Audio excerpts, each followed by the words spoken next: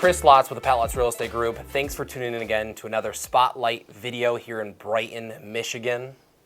Hi, Pat Lotz here. Thanks for joining us today. Yeah, Brittany and Colin, we're going to dive back into time for a little bit. Let's talk about the origination of the store. And we go back quite a ways. 1993, what was kind of the origination of Mom's vision? Yeah, so my mother, when I was entering high school, decided she wanted to get back in the workforce. She, of course, being of Persian descent, had grown up around rugs. They had fled. And when she wanted to get back in to doing her own thing, decided to open up a small little spot in what was the Ewing building, back before it was Chalmichi's. So she had a little, probably, I don't know, 125 square foot little space with a couple rugs. And that was kind of the origination of the idea. After that, they moved to the building that was located here before. And they were located there for about 8 years, tore this building down. This building was built in 2001. And then that's really when the business kind of took off and they made a name. What she kind of concentrated on was hand-knotted Oriental rugs. That's where her family history was from, and some light home furnishings. So I, never thinking I would get into the family business whatsoever, had grown up around all of these handmade things. My dad went to school in Japan, so wood blocks, you know, rugs, bronzes, all of this stuff. I grew up around it, moved to New York City, came back. My mom had really bad vertigo and she couldn't handle the business anymore.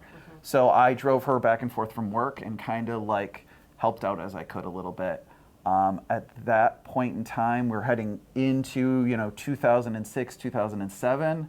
Down here was kind of in a rough patch at that point, as was a lot of Michigan. Yes. And she decided, her vertigo wasn't getting better. It was probably time to like close up shop.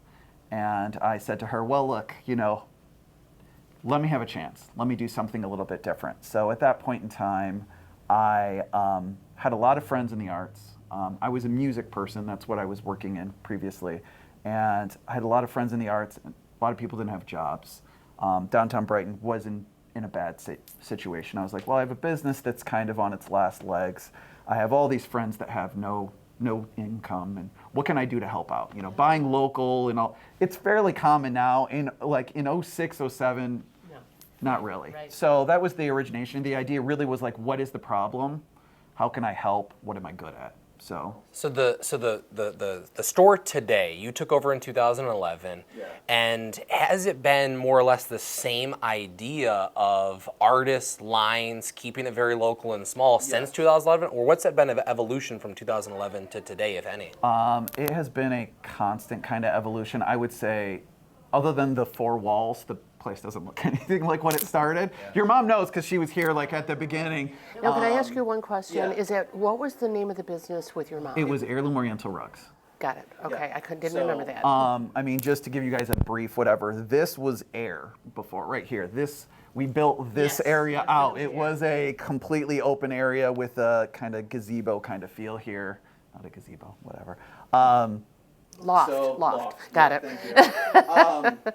And was this built because you needed it? We needed it. Yeah. And so what happened was the evolution of the store over time was, as we moved out of the things my mom had, we moved to things that were a little bit more, you could see the hand in it a little bit. Her stuff was oil paintings. It was more formal, marble pedestal, stuff like that.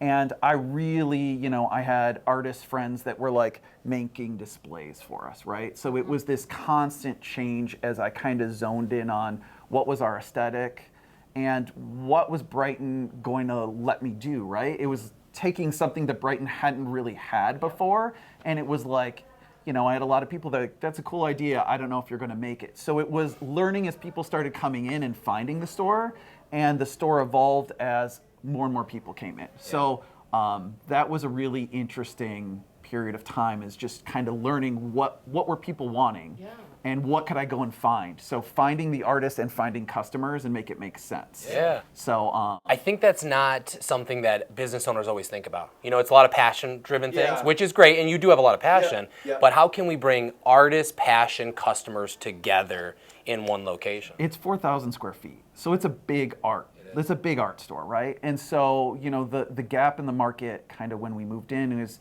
at that point in time, no one was doing gifts that much, right? And I was like, well, you buy a rug once, you never need a rug again. Like people buy rugs and they last them their whole lives. People need gifts. Okay, what can I do and how can I make that work? And at the beginning, it was like, I just wanted stuff that I thought if I walked in, I could afford. And I was like, oh, I can afford like a $25 mug. Like that's where I was at, right? And then people come in and they're like, oh, wow, that's a really nice gift. And I was like, oh, okay, like that's something I need to work on. Yeah. So I have a lot of experience in retail. I didn't have a lot of experience running my own business. So what I did was everyone that came in, I would talk to, I would learn from, and the business would evolve over the course of time of that. And that I think has been, one of the things that has kept us going for years is, you know, you have to constantly evolve.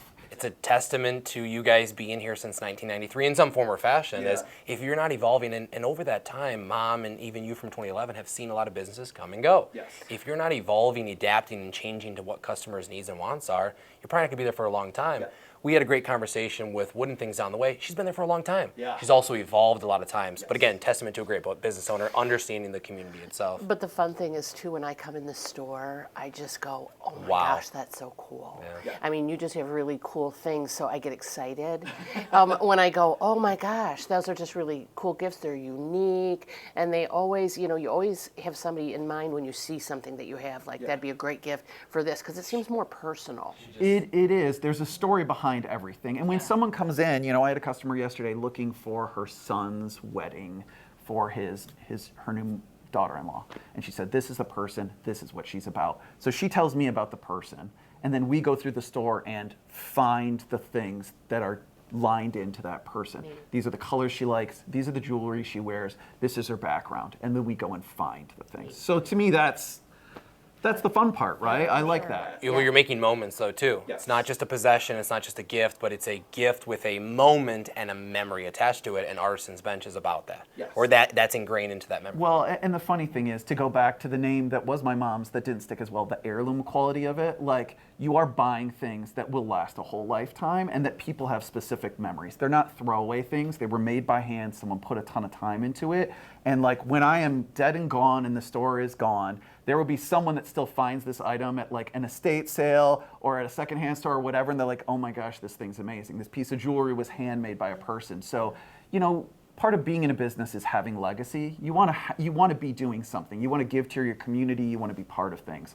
So to me, the fact that we have people that come in and they're very attached to the store and the mission and the things we have, and that we have artists that get to make a living off of it, and I get to be the middle of that, right? Like that's a great life. Yeah, what a great opportunity for you. Yeah. You touched on it a second ago, and you said the aesthetic of the store. I want to throw it to Brittany. If you had to kind of condense it into a few sentences, what is that aesthetic that we're going for at Artisan's Bench? Well, probably can't do it in 2 sentences, but if you can, try to. I mean, I think a lot of it boils down to what Colin said about seeing the hand of the person who made it. It's not necessarily 100% evident in every single thing, but you know, you look at a painting and you see the texture of the paint. You look at a leather journal and you see in your mind how that's going to age over time. You know, in pottery, it's probably the best example because you can literally see the fingerprints of the person who made that mug or that bowl. I think that, and I think we're really Colin has a very, not a specific aesthetic, but kind of a specific set of parameters. I think material is really important. Texture.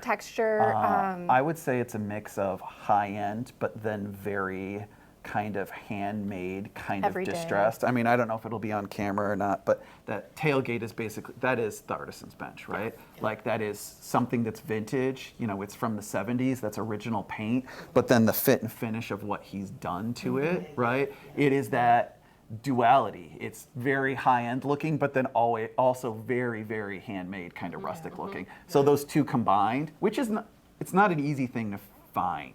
No, I wouldn't think so. But it fits, it's me, and it fits our community really well. People gravitate towards that. I think so.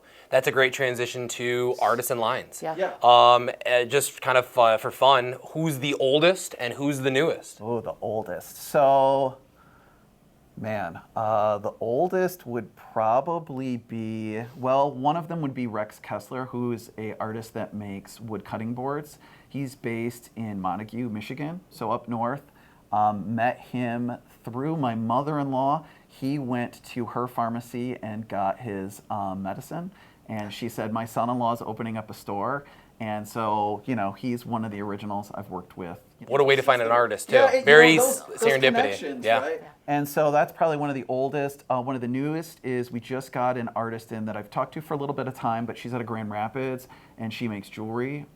So Sunshine Day Designs. Sunshine. Speaking of, a lot of the artists are Michigan made. There's a few that are outsourced outside. We're seeing some paintings right here that we'll showcase that are from Colorado. Yeah. But a good portion of them are from Michigan. Yeah, so we try to go back to the bones of the store, trying to keep the money very local is important to me. So we try to make sure that we are part of the community and it stays cycling in the community as much as possible. If we go outside the state, it has to be something that is really, really different that I can't find around here. So the artist that we're talking about, that's all cut paper collage, really fine detail stuff. He's a friend of mine. I have known him since I think 2013. We started working together.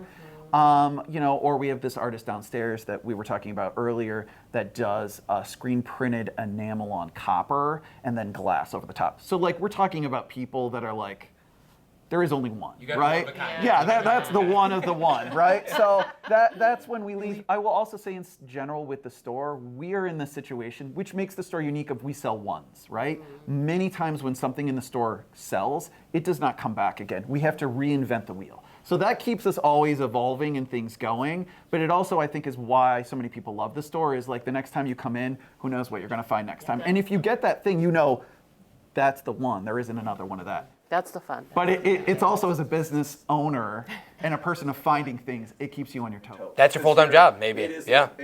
Yeah. One of the many. I was gonna say you don't just have one full-time job; you have 10 full-time jobs. Yes.